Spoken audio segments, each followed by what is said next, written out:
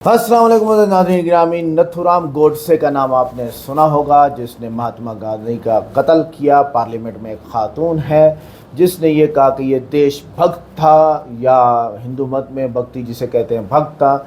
इस पर जो उन्होंने गलत बयानी की उस औरत ने, उस खातून ने, हिंदू औरत हैं, तो इस पर इमरान प्रतापगढ़ी साहब मद्दज़िलोम, इन्होंने बहुत ज़बरदस्त अशआर कहे हैं जो आपकी किस्मत में पेश हैं, खिदमत में पेश है। आइए देखते हैं। वीडियो को लाइक करें, चैनल को सब्सक्राइब करें, वीडियो को व्हाट्सएप पे ज़रूर शेयर करें।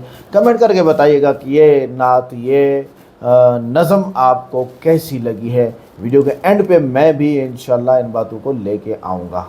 ये नज़्म सुनाता हूँ, मैं नाम नहीं लूँगा कि नहीं आप जान जाएंगे कि मैं साध्वी प्रज्ञा के बारे में बात कर रहा हूँ, जिन्होंने अभी पार्लियामेंट में खड़े होकर के कहा कि गोडसे देशभक्त था।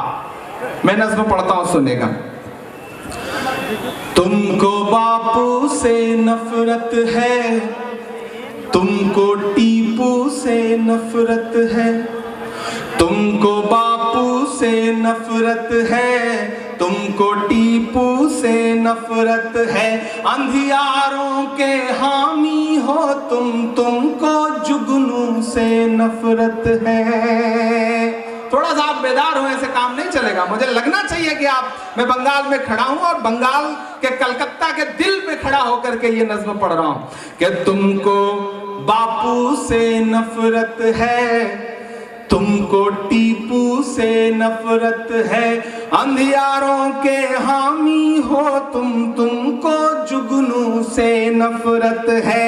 करते हुए फरियाद कहेंगे, करते हुए फरियाद कहेंगे, गांधी जिंदाबाद कहेंगे। गोड से मुर्दाबाद कहा है, गोड से मुर्दाबाद कहेंगे, गोड से मुर्दाबाद कहेंगे। तुमको बापू से नफरत है, तुमको टीपू से नफरत है।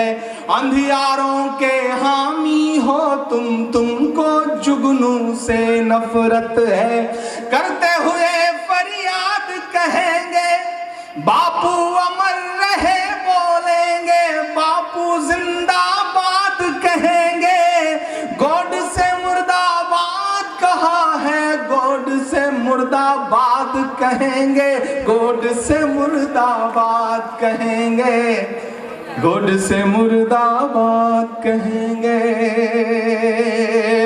इमरान ऐसे दौर में बोलने की हिम्मत कर रहा है जब बड़ा मुश्किल है बोल पाना। मुझे अच्छा लगा जब पहली बार मैंने राहुल का ट्वीट देखा परसों। राहुल ने सीधे कहा कि एक आतंकी ने एक आतंकी को देशभक्त बुलाया है। इमरान खड़ा होकर के बोल रहा है, इस तेवर के साथ बोल रहा है कि जो कहते हैं इस आंधी में पर ना तोला जाएगा, जो इस बात पे खुश हैं हमसे लब ना खोला जाएगा, उनसे कहो हम तूफानों से डरने वाले लोग नहीं, कातिल को मरते दम तक कातिल ही बोला जाएगा, कातिल को मरते दम तक कातिल ही बोला जाएगा। गोड से मुर्दाबाद कहेंगे, गोड से मुर्दाबाद कहेंगे। कि मुंह पर तूने राम रखा है, दिल में नाथू राम रखा है।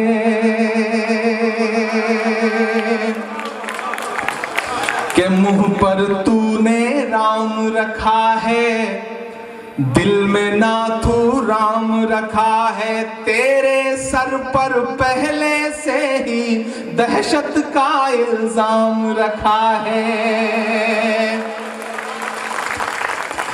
कि मुंह पर तूने राम रखा है, दिल में नाथू राम रखा है। तेरे सर पर पहले से ही दहशत का इल्जाम रखा है। गेरुआ वस्त्र पहन लेने से, अब मिसरा सुनिएगा, अगर सच्चे लगे तो मुझे दुआओं से नवाजना। कि मुंह पर तूने राम रखा है, दिल में नाथू राम रखा है। तेरे सर पर पहले से ही दहशत का इल्जाम रखा है। गेरुआ वस्त्र पहन लेने से मन थोड़े साधु रहता है। गेरुआ वस्त्र पहन लेने से मन थोड़े साधु रहता है। कि कितनी भी माफी मांगो पर डाकू तो डाकू रहता है।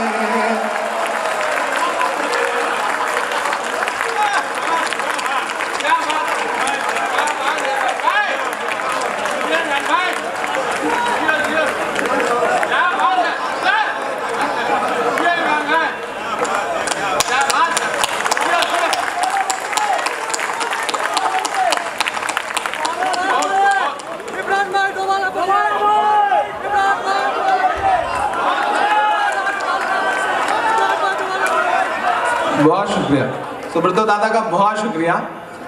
मुझे याद है तकरीबन धीरे धीरे 3 साल के आसपास होने को आए होंगे, जब 15 में आया था दादा, इलेक्शन 15 में था, और दादा के लिए मैं अपना दामन फैला के, झोली फैला के लोगों से वोट की अपील कर रहा था। और दादा के बारे में उसके बाद जो खबरें मिलती हैं उससे लगता है कि आम आवाम से कितना जुड़े हुए हैं। देखिए, मैं आपके बीच आकर के हमेशा ये कहता हूँ, दलों के दायरे तोड़ करके ये बात कहता हूँ कि जब मैं यहाँ के मुशायरों में आता हूँ, और हमारे यहाँ भी मुशायरे होते हैं, हमारे उत्तर प्रदेश में भी मुशायरे होते हैं, हमारे यहाँ नेता आता है, फीता काटता है, क्षमा रोशन करता है और चुपचाप निकल लेता है। लेकिन कलकत्ता में जब मैं आता हूँ तो यहाँ के जो लीडर्स हैं वो बैठते हैं, सुनते हैं, लोगों के बीच में बैठते हैं, क्योंकि मेरा अपना मानना है कि हम शायर जो हैं वो समाज का आईना है, और आईने के सामने अगली बात जो कहने जा रहा हूं उस पे अब तक की सबसे बड़ी ताली बजाना। हमारे यहाँ नेता इसलिए नहीं बैठ पाते, क्षमा रोशन करके निकल लेते हैं, लेकिन आपके कलकत्ता में लोग बैठते हैं, नेता यहाँ का लीडर बैठता है, क्योंकि मेरा मानना है कि हम शायर जो हैं वो समाज का आईना है, और आईने के सामने बैठने की हिम्मत वही कर सकता है जिसका दामन साफ सुथरा हो। सलाम है इन तमाम रहनुमाओं को जो इस तरह के प्रोग्राम्स में, लिटरेरी प्रोग्रामों में बैठा करते हैं। मैं पढ़ता हूँ और आपसे दुआएं मांगता हूँ कि तुमको बापू से नफरत है, तुमको टीपू से नफरत है, अंधियारों के हामी हो तुमको जुगनू से नफरत है। करते हुए फरियाद कहेंगे, गांधी जिंदाबाद कहेंगे, गोड से मुर्दाबाद कहा है, गोड से मुर्दाबाद कहेंगे, गोड से मुर्दाबाद कहेंगे, गोड से मुर्दाबाद कहेंगे। कि दिल में तूने राम, मुंह पर तूने राम रखा है, दिल में नाथू राम रखा है, तेरे सर पर पहले से ही दहशत का इल्जाम रखा है। गेरुआ वस्त्र पहन लेने से, गेरुआ वस्त्र पहन लेने से मन थोड़े साधु रहता है, कितनी भी माफी मांगो पर डाकू तो डाकू रहता है। कि लोकतंत्र के इस गुलशन का पहुंचाना भोपाल तक ये मिसरे, एक हफ्ते बाद मुझे भोपाल जाना है जो उनकी कॉन्स्टिट्यूंसी है। इसी तेवर के साथ और इसी हिम्मत के साथ इंशाल्लाह ये नज्म मुझे यहाँ वहां भी सुनानी है जो यहाँ सुना रहा हूँ। आपसे कॉपी चचवा रहा हूँ, पहली बार ये नज्म पढ़ रहा हूँ, पढ़ता हूँ, सुनिएगा। कि गेरुआ वस्त्र पहन लेने से मन थोड़े साधु रहता है, कितनी भी माफी मांगो पर डाकू तो डाकू रहता है। लोकतंत्र के इस गुलशन का, लोकतंत्र के इस गुलशन का हम तुझको सयाद कहेंगे, गोड से मुर्दाबाद कहेंगे, गोड से मुर्दाबाद कहेंगे, गोड से मुर्दाबाद कहेंगे। बहुत शुक्रिया। इमरान प्रतापगढ़ी के लेटेस्ट मुशायरों और उनसे जुड़ी सारी खबरों के लिए हमारे ऑफिशियल चैनल को सब्सक्राइब करें और घंटी वाले निशान को प्रेस करें। तो नाज़रीन गिरामी, इस वक्त हिस्ट्री के अंदर गोडसे के बारे में क्या लिखा जा रहा है और गोडसे का क्या मुद्दा था जिसकी वजह से उसने गांधी को गोली मारी। नाथूराम गोडसे एक हिंदू महासभाई था जिसने 30 जनवरी 1948 को दिल्ली में गांधी को गोली मार दी थी। गोडसे का दावा था कि गांधी मुसलमानों के हक़ में ज़्यादा नर्म है और हिंदुओं के साथ नाइंसाफ़ी करते हैं।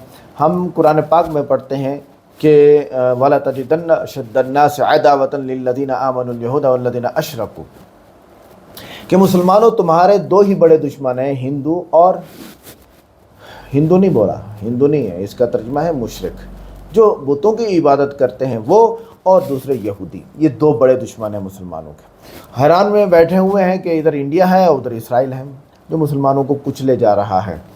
तो ये एक हिंदू मिजाज का शख्स ये समझता था कि महात्मा गांधी जो है वो मुसलमानों के हाथ में हक में नरम है, हालांकि वो इंसाफ पसंद था। अच्छा, आगे देखते हैं। इसे सबसे बड़ा एतराज़ था कि पाकिस्तान को 55 करोड़ रुपए देना गांधी ने सपोर्ट किया जो भारत के ख़िलाफ़ इस्तेमाल होंगे। अजीब। अच्छा, अदालतों में बहस हुई कि आया ये इनफरादी अमल था या उसके पीछे बड़ी तंजीमें जैसे हिंदू महासभा या RSS शामिल थी, कि किसने कत्ल कराया। सरकारी तौर पर RSS और हिंदू महासभा को इस साजिश में मुलविस करार दिया गया, मगर बरह रास्त सबूत कमज़ोर थे।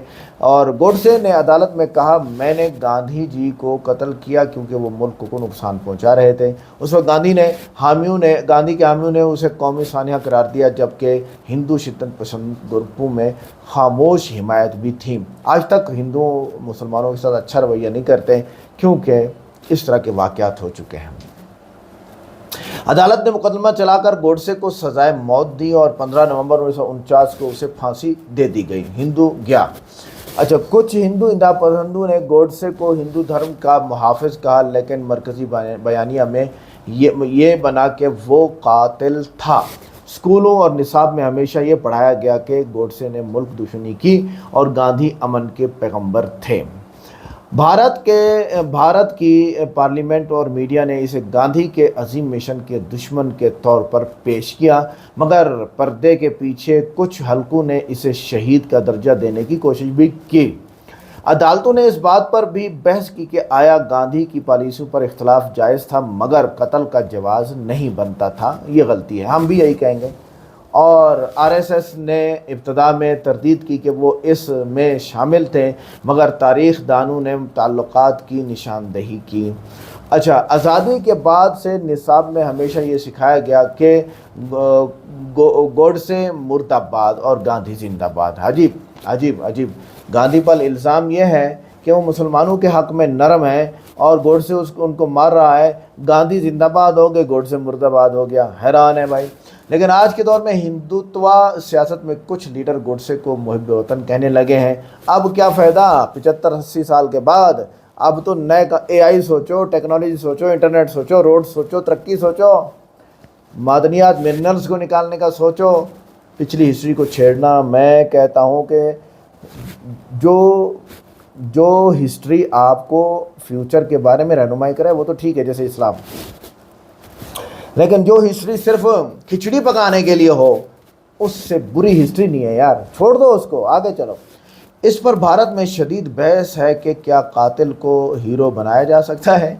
आम भारतीय अवाम के जहन में अब भी यही है कि गांधी अमन के नुमाइंदा और गोडसे नफरत के पुजारी थे। निसाब, मीडिया और सरकारी तकरीबात में अब तक यही नारा चलता है, गोडसे मुर्दाबाद, गांधी जिंदाबाद, जो कि मैं समझता हूँ कि एक गलत बात है। ओ भाई घड़ियाँ बनाना सिखाओ, टोपियाँ बनाना सिखाओ, कपड़े सिलाना सिखाओ, कोई लेटरीनें बनाना, टॉयलेट बनाना सिखाओ, आवाम को कुछ पढ़ाओ लिखाओ। AI आ गया है।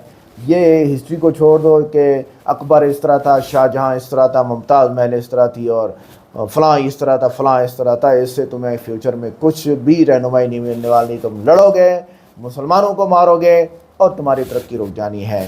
किसी को भी मारोगे, सिखों को भी मारोगे। सिख तो खैर डंडा रखते हैं, वो आपको देते हैं, लेकिन सिखों को भी मारोगे, ईसाइयों को, यहूदियों को मारोगे, तुम्हारी तरक्की रुक जानी है और कुछ भी नहीं है। नहीं मानते तो करके देख लो। वीडियो को लाइक करें, चैनल को सब्सक्राइब करें, वीडियो को व्हाट्सएप पे ज़रूर शेयर करें, कमेंट करके बताइएगा वीडियो कैसी लगी। मिलते हैं नेक्स्ट वीडियो में। अस्सलाम वालेकुम।